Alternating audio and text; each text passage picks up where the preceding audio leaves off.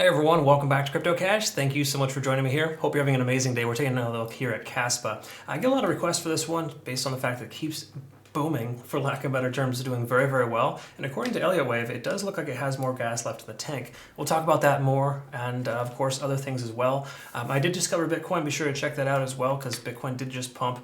We got over like 10 billion in volume in the last 24 hours. It was transferred to exchanges, and 1 billion just pushed the price action up a good 3 or 4% to push out a lot of shorts at the level of about 29,000. So really interesting stuff going on there. Check that out in your own time. If you are new to the channel, though, keep in mind, I'm not a financial advisor. I love teaching people to trade. This is my day job. I really just truly do enjoy helping people become better traders. So cryptocash.tech is a site where you can register to become a better trader. We've got a lot of partnerships here as well. I would recommend Bybit, of course, because it's just a very, very good, healthy trading platform. While Bitget is my favorite, Bybit's a very, very close second because they are offering airdrops right now for anyone who registers this month. So be sure to check that out.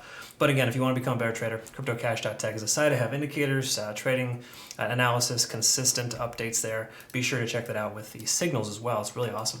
Now, when it comes to this here, what we want to do is take a quick look at the Elliott Wave, kind of just give you perspective on what's going on. Because when I mentioned Elliott Wave, it's like, okay, what is that if you're not familiar? Makes no sense, but for the most part, what it does, it takes has a starting point, of course. It'll go up, down, up, essentially until it hits a 5, right? So the 5 is the highest most point. It's like the final wave in which the price will typically retrace. Right now, it's projecting right here at about 49,000 to be the highest point in which the price will go on this push. Okay, so that's the likelihood there in that sense. And again, you got to keep in mind, once it hits that level, it'll typically do a lower low, lower high, and then another lower low. And at that point, typically reset to essentially wave up again. Okay, now it doesn't always happen that way. It's not a foolproof thing at all, but Bitcoin right now is giving us the indication it wants to come down to 26,000. Now today's volume is completely contrary to that. That's how it works. You got to be ready for those kind of adjustments. But for the most part here, this does look like we're trending towards a higher high to break that 42, maybe you just say 43,000 mark to hit that 49K. Okay, so again, Kaspa's looking pretty good in that regard.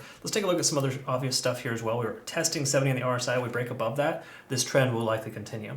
If it doesn't break above, we could actually experience some lower lows, and it could come down further from here. We're looking at the MACD here. We're trying to converge, but we haven't yet. We're losing that bearish momentum though. So as that continues to wane, the price action is more likely to break above, with the 12 intersecting with the 26 in upward fashion and essentially giving us that bullish breakout. That could very well happen too. Okay, so we want to pay attention, kind of see what happens next, but generally speaking, that's what we're looking at there. And on the 4 hour, we can see a very similar scenario here too, right? So we can see that up to that 3 on the wave, down to the 4, and the 5 should be coming here to break that resistance level. Okay, so again, different time frames gives you different results. You got to keep that in mind. But Elliott Wave's good about giving you an understanding of if you see that wave, that same wave forming on different time frames, the more likelihood it is to continue. Okay. Now again, we got this descending trend we need to break through as well, because we can kind of see here that for the most part, this descending trend hasn't been broken yet. Okay, so we want to expect the trend to continue until it doesn't, so it would be best to anticipate the price action getting rejected here and coming back down. But if it does come back down and it creates a higher low, then we should be in good shape to break through a second time. That's how descending or ascending trends work. The more often you retest them, the more likely they are to break in either direction.